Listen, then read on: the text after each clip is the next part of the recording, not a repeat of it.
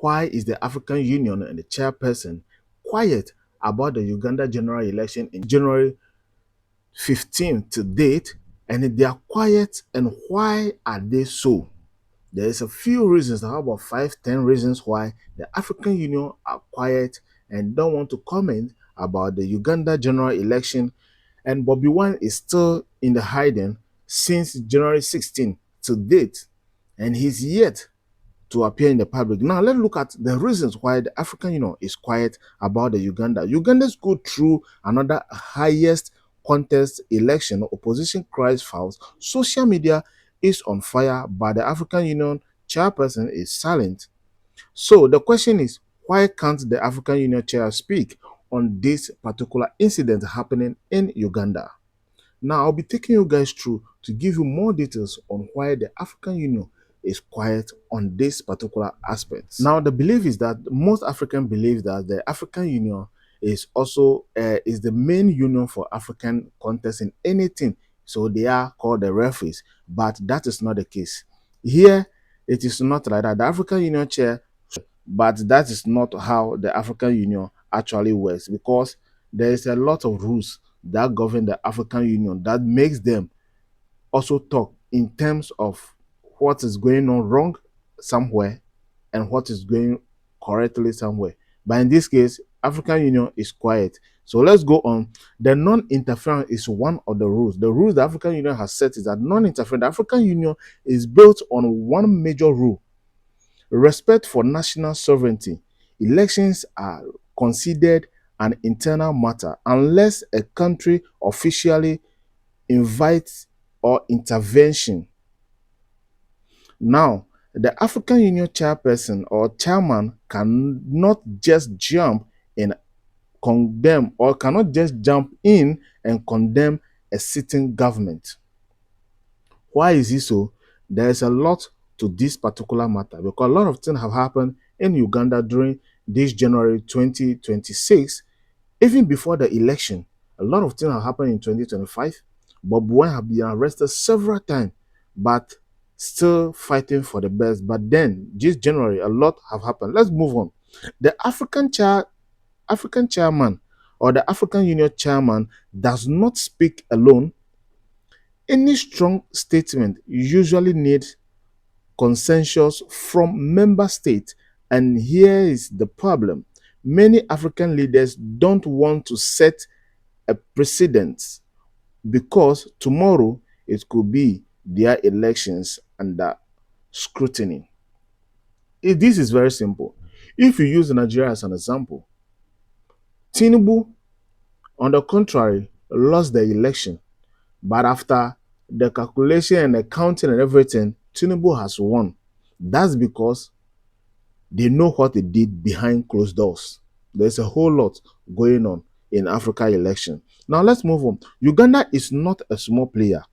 It's a key security partner in East and Central Africa, a major contributor to African Union and the United Nations peacekeeping missions, and deeply involved in regional stability, open condemnation, risk damaging alliance, and security cooperation. It's very simple.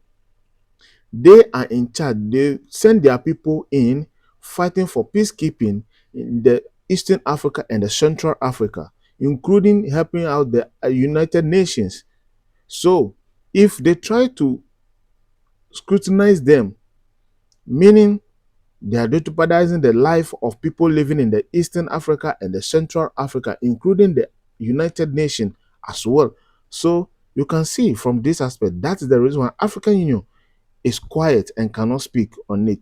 Instead of public criticism, the African Union prefers quiet diplomacy. Yes, the African Union prefers quiet diplomacy, private meetings, observer reports, closed door negotiations.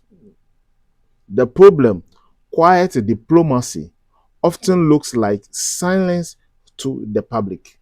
So, what is happening in Uganda?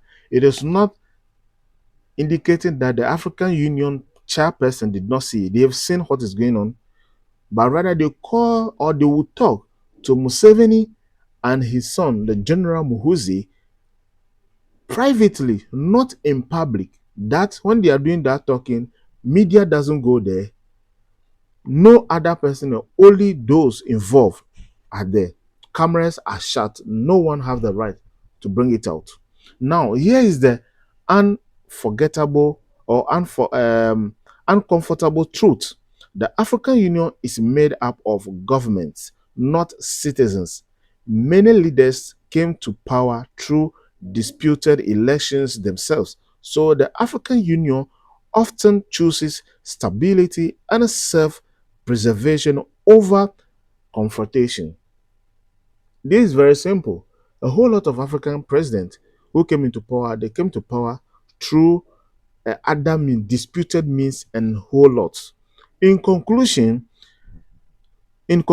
so when the African Union does not speak on Uganda's general elections, it's not because they don't know, it's because of rules, politics, and survival.